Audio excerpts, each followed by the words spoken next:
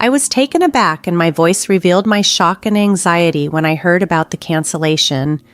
"What do you mean there's been a cancellation?" I asked, my voice echoing my confusion and sudden worry. At that moment, I was on a call during my lunch break at work and had unintentionally spoken louder than intended, prompting me to quickly lower my voice. I hadn't asked for any cancellation, so why was this unfolding? My thoughts stalled, leaving my mind utterly blank. On the other end of the line, the woman from the insurance company maintained her composure, a stark contrast to my escalating panic. "According to our records, we received a cancellation request from you, and the procedure has already been completed," she explained calmly. I had enrolled in a savings-type life insurance policy, prodded by my sister-in-law, Alice, who worked as an insurance agent. She had persuaded me to opt for a plan that was pricier than what was typically available in the market, due to the pressure she faced to meet her high sales quotas. "My name is Betty, and I'm a 42-year-old office worker living in an apartment with my husband and young daughter. Today was nonstop chaos right from the start. As soon as my husband Henry got out of bed, he announced an unexpected overnight business trip and began frantically packing his bags. Meanwhile, our daughter Linda, who is only in the first grade, burst into tears, distressed because she couldn't find her math textbook. Linda needs a lot of help due to her young age, and her struggles only added to the day's turmoil. Amidst all this, I wished Henry would organize his belongings himself, rather than adding to the confusion by asking where his travel bag was or the location of his new socks. This year has been particularly challenging with Henry, and thoughts of divorce have been haunting me more frequently. When I expressed my frustration about them not preparing the night before, Linda promptly apologized with genuine remorse. "Sorry, Mom. I'll be more careful next time." I reassured her, admitting, "It's okay, I should have checked with you yesterday. That was my mistake." However, dealing with Henry felt like a different battle. Linda is still young, and if Henry had prepared ahead of time, we could have avoided this morning's chaos. He should have been considerate enough to sort out his socks or even buy new ones for his trip. Henry's insensitive remarks about wanting new socks for his trips irritated me deeply. "I had no idea about your business trip schedule," I responded. "Aren't the socks I washed and put away good enough?" His insistence on new socks for trips struck me as peculiar, but I kept my opinions to myself. His business trips are infrequent, happening maybe once every few months, and surely this one had been scheduled well in advance, even though he hadn't mentioned it. If he needed new socks, he should have either bought them himself or told me beforehand. Seeing Linda's tear-streaked face as she pleaded, "Daddy, Mommy, please stop fighting," broke my heart. I turned to her. "Linda, I'm sorry, it's okay, let's find your textbook together." With that, Henry quietly returned to his packing. As I helped Linda search through her backpack for her missing math textbook, I couldn't help but glance over at Henry. I noticed he was packing casual clothes more suitable for a weekend getaway than a business trip. This detail raised a serious red flag for me, stirring up old fears. Could Henry be having another affair? Given his past actions, my suspicions weren't unfounded. He had been unfaithful twice before. The first incident occurred right before Linda was born, pushing me to the brink of filing for divorce. However, after tearful apologies and interventions from his family, including pleas from his mother and sister not to leave him, I reluctantly decided to stay. Then, last year, he strayed again with someone he met on a dating app. Henry, always direct and rarely subtle, thinks he's discreet, but his attempts at secrecy are often transparent and almost comical from my viewpoint. When caught, he resorted to tears and apologies yet again. It was both pitiful and frustrating to see him so humbled, knowing his usual arrogance. That time, I made it clear, one more slip-up and our marriage would definitely end. I even had him sign preliminary divorce papers and transfer all our savings into my account as a precaution. Though I forgave him, my feelings for him had entirely dissipated due to his selfishness and lack of involvement with Linda. I considered postponing the divorce until Linda was older for her sake. Thankfully, we found Linda's math textbook quickly, and she left for school cheerfully. Left alone with the morning's unrest, I skipped making lunch and headed to a nearby shop during my break. There, I noticed an advertisement for the insurance company and remembered my policy was due for a bonus payment. Considering the high premiums I pay, these bonuses are significant incentives for me. I started imagining what I could buy with the bonus, perhaps some new autumn clothes for Linda. Feeling a bit more upbeat, I stopped at the bank to check my statement, hoping to see the bonus deposited.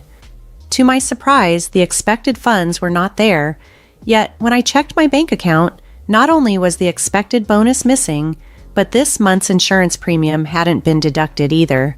Initially, I was merely puzzled by this discrepancy.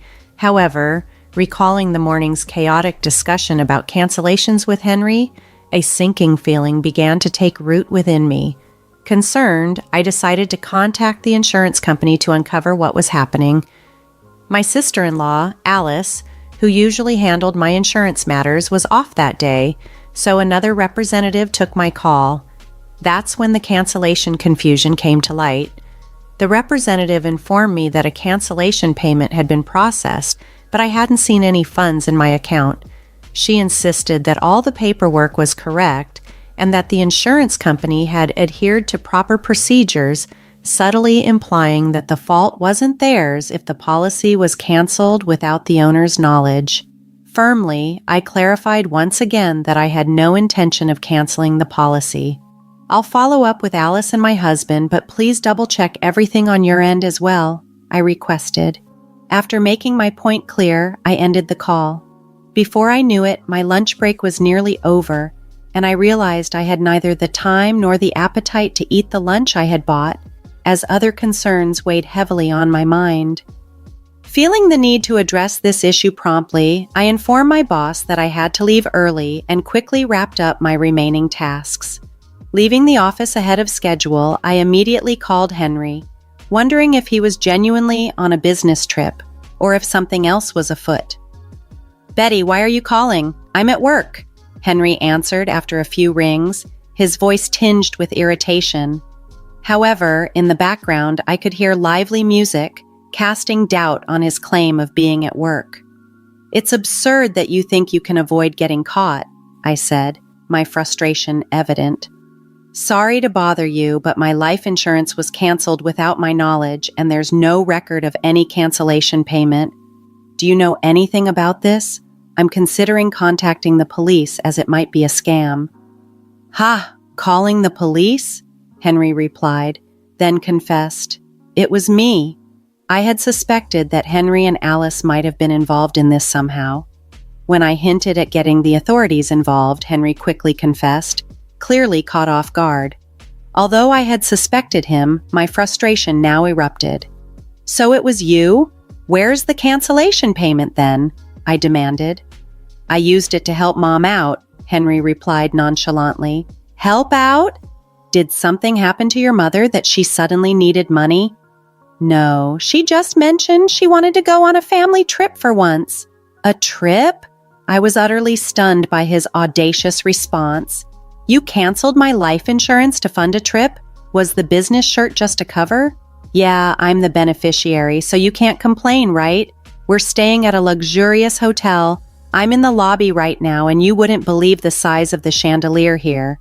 Henry seemed to think it was acceptable since he had been caught, even bragging about the details as if to impress me. "What's with this attitude?" I countered, infuriated. "I have plenty of complaints. Why would you cancel the insurance without telling me? I've been paying those premiums out of my salary. You should be able to cover your trip expenses." "Ah, it's so annoying," Henry replied dismissively. "But it's the money I get if something happens to you, right? So it's my money. You're healthy and not in any danger, so we can just start paying the premiums again." I was dumbfounded by Henry's flawed reasoning. "But the terms change as you get older, and the premiums increase. Do you not understand that?" "Well, I'm not the one paying for it," he said. Henry's careless disregard only added to my frustration. "Do your parents know about this? That you canceled my life insurance without telling me?" Didn't your father say anything? And Alice is involved in this too, right? You and Alice forged my signature, didn't you? Yeah, Mom and Dad were actually happy about it, he admitted, as if that justified his actions. They thought it was a good idea. It's your fault for controlling all our money. I just wanted to have fun for once, Henry argued as if the situation was trivial. It's no big deal. We're on a family trip and everyone's happy. That family includes your parents and Alice, right? Why aren't Linda and I included? Aren't family too? I asked, my voice tinged with hurt and disbelief. Insurance is meant for emergencies, Henry. Shouldn't you have discussed using it for a trip with me first? But you knew I would say no. You and Linda are always together. It's fine for me to spend time with my real family once in a while, he retorted. Plus, Alice was planning to sign you up for a new life insurance policy, so it's a win-win. I can't believe you're not embarrassed by these excuses, almost like a child who didn't tell because he knew I'd object. That's exactly why you didn't tell me. You knew I'd be upset. It's so frustrating.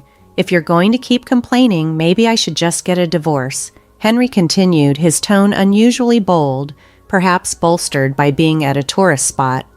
Understood, I replied sharply before hanging up. Be prepared. I'm going to make sure Henry and his family face the consequences, I muttered to myself, my patience finally snapping.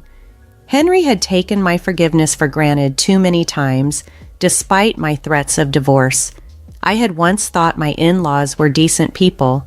Even though Alice had pressured me into an expensive life insurance policy, I believed she wasn't acting with malice, but decent people don't secretly cancel their daughter-in-law's life insurance to fund personal pleasures. Like husband, like family, I thought grimly. I was done with all of them. I went straight to visit the lawyer, clutching the divorce papers Henry had filled out earlier, as if they were a talisman. I filed for divorce immediately. Afterward, I picked up Linda from after-school care. On our way home, I gently explained the situation to her. She was initially surprised, but I reassured her, emphasizing that our well-being was my top priority. Linda seemed to grasp the situation after I took the time to explain everything in detail. Once we arrived home, she asked, "So, Daddy isn't coming home anymore?" "He won't be home tonight because he's staying somewhere else. We're getting divorced, so we'll be living apart," I answered her cautiously, trying to gauge her understanding and feelings. "Then let's start cleaning up now, quickly," she suggested. "What's wrong?" I asked, a bit confused by her urgency. "We're separated from Dad, right, Mom?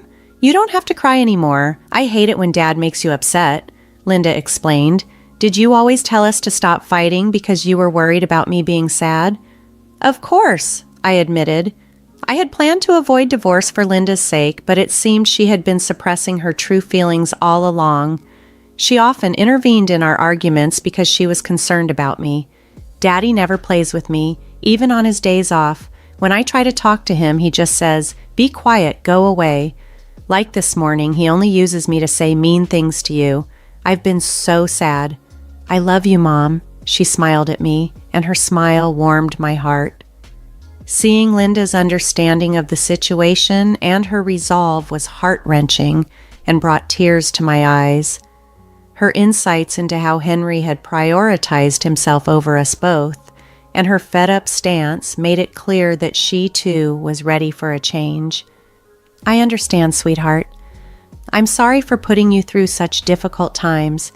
From now on, it will be just the two of us, but I promise to take good care of you. I love you so much." "Yay!" Linda's joyful exclamation filled me with determination. I vowed never to let her feel sad again. While Linda worked on her homework beside me, I busied myself with tasks like consulting a lawyer and researching real estate agents and moving companies. I then reached out to my parents to discuss our next steps and gather their support, ensuring that Linda and I would have a strong network as we move forward. When I explained the situation to my parents, their immediate response was, "Come back home right away. This way, Linda won't have to change schools."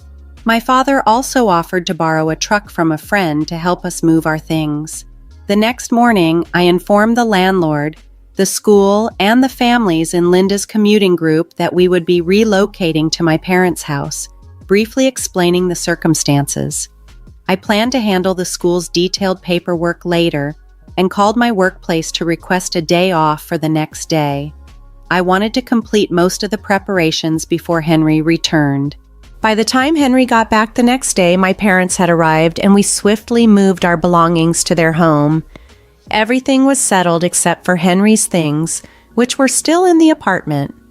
I left a note that read, "We are divorced, we are strangers now," and exited the apartment. I imagined Henry's shock at finding us gone and felt a wave of relief and satisfaction.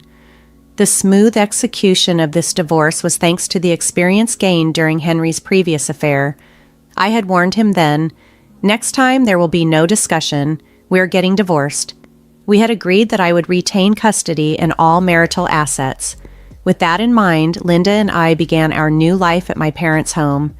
Later, my frantic mother-in-law called. She must have reached out because I had blocked Henry's number.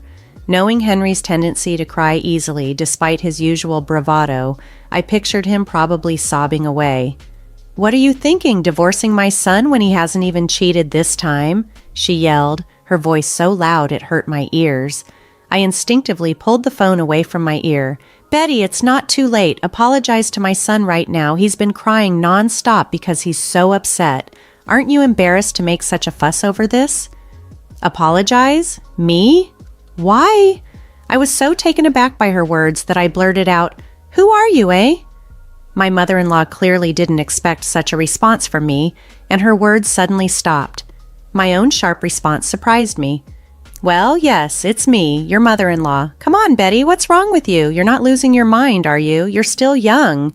"No, I only have one mother. Are you some kind of scam artist?" I replied, half jokingly yet pointedly, not providing her with the acknowledgement she expected.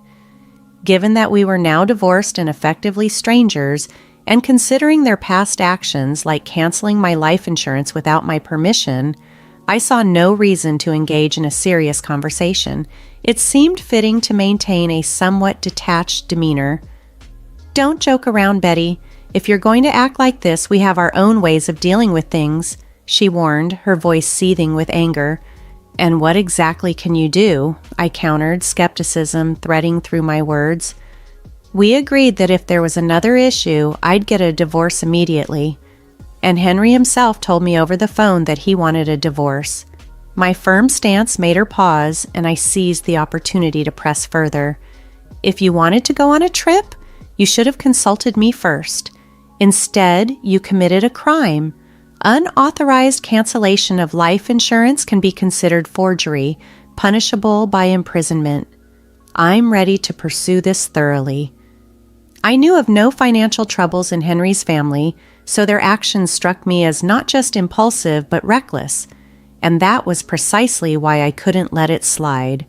"Wait a minute, we can't be criminals. Please, I'm sorry, let's talk," she stammered, the mention of possible imprisonment causing a sudden shift in her tone. But it was too late for apologies or discussions. I hung up the phone and blocked my in-laws' numbers, distancing myself from any further toxic interactions. This decisive break marked a new chapter for Linda and me, one where we could seek peace and stability away from past upheavals. Later, I found out that Henry was so shocked by the divorce that he quit his job and withdrew from social activities, effectively becoming a recluse. As for the life insurance debacle, we managed to resolve it through an out-of-court settlement designed specifically for such insurance disputes. My sister-in-law ended up being dismissed from the insurance company, which even made minor headlines. The actions of my in-laws turned them into the subject of neighborhood gossip, and they faced criticism from relatives over their poor judgment and disgraceful actions, leading to their social isolation. With both Henry and my sister-in-law out of work, they appeared to be facing financial struggles. Meanwhile, Linda and I were relishing a happy and liberated life at my parents' home. Despite the challenges the situation had posed for my daughter, I was committed to providing her with all the love and care she deserves. In this new chapter of our lives, we found peace and stability, supported by the love of my parents, and we were gradually rebuilding our lives, free from the past turmoil.